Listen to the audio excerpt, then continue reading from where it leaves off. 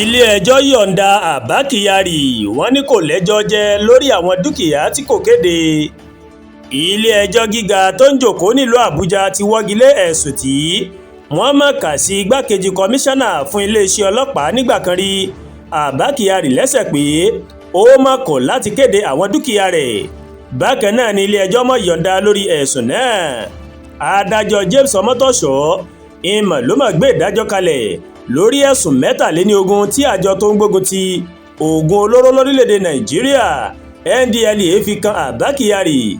DCP Abba Kyari àti àwọn ẹ̀gbọ́n rẹ̀ méjì ó ní wọ́n mọ̀ fi ojú balẹ̀ ẹjọ́ pé kí wọ́n sọ pé àwọn ni àwọn dúkìá kan. nínú ìdájọ́ rẹ̀ adájọ́ Omotosho ó mọ̀ sọ pé wọ́n mọ̀ kùnà láti kó ojúlówó ẹ̀rí wá sílé ẹjọ́ lórí ẹ̀sùn tí wọ́n fi kan Kyari.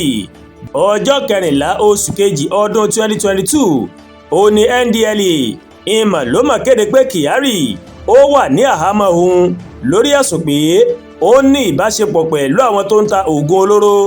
ìkéde náà ìmọ̀ ló mọ̀ wáyé lẹ́yìn oṣù díẹ̀ tí àjọ ọ̀tẹlẹ̀múyẹ́ ilẹ̀ Amẹ́ríkà FBI tó mọ̀ sọ pé kí ọ̀gá ọlọ́pàá náà kó wá sọ tẹnu rẹ̀ lórí ìbáṣepọ̀ rẹ̀ pẹ̀lú afurasí oníjìbìtì orí ayélujára Hushpuppi. àwọn ọlọ́pàá 4 míì ní NDLEA mọ̀ fẹ̀sùn gbígbé oògùn olóró náà kàn yàtọ̀ sí Kyari. ní ọjọ́ 21 oṣù kejì Kyari mọ̀ pé àjọ NDLEA lẹ́jọ́ lórí pé wọ́n fi ẹ̀tọ́ òun rèé wọ́n fi du òun gẹ́gẹ́ bí ọmọ Nàìjíríà àti lórí bí wọ́n ṣe fi òun sí àtìmọ́lé. nínú ìwé ìpẹ̀jọ́ náà ń ló ti ní kí ilé-ẹjọ́ kan nípa fún NDLEA láti fún òun ní owó gbà má bínú tí iye rẹ̀ tó mà tó $500 mílíọ̀nù lórí bí wọ́n ṣe tẹ ẹ̀tọ́ òun lójúmọ́lẹ̀. ó mà tún ní òun fẹ́ kí NDLEA kó tọrọ àforíjì lọ́wọ́ òun nínú àwọn ìwé ìròyìn tó gbajúmọ̀ káàkiri orílẹ̀-èdè wa Nàìjíríà.